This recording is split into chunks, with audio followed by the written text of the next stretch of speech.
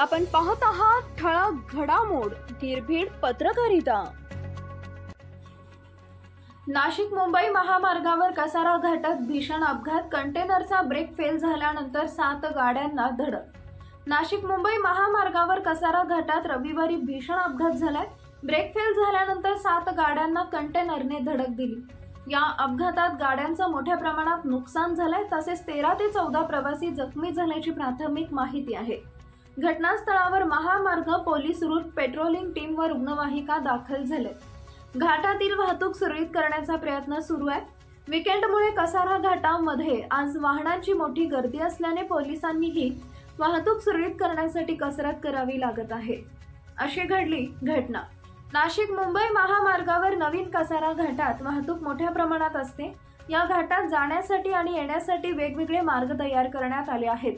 त्यानंतर घाटातील वाहतूक काही प्रमाणात सुरळीत झाली, अन्यथा कसारा घाटात वाहतूक ठप्प होण्याचे प्रकार मोठ्या प्रमाणात होत होते।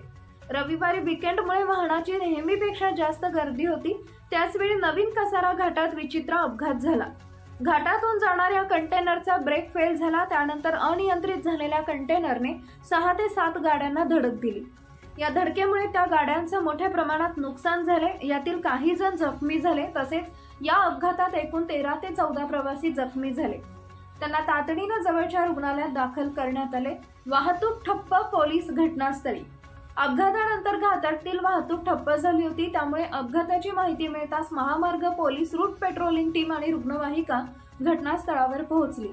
त्यांनी मदत आणि बचाव कार्य सुरू केले, तसेच वाहतूक सुरळीत करण्याचे प्रयत्न सुरू झाले। शनिवारी दरड कोसळली। नवीन कसारा घाटात शनिवारी सायंकाळी दरड कोसळली होती।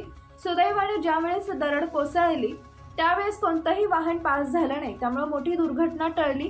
हेल्पलाईनला मेसेज गेल्यावर रूट पेट्रोलिंग टीम तात्काळ 15 घटनास्थळी दाखल झाली। अवघ्या 15 मिनिटात दगड बाजूला करून एक लेन वाहतूक सुरळीत केली।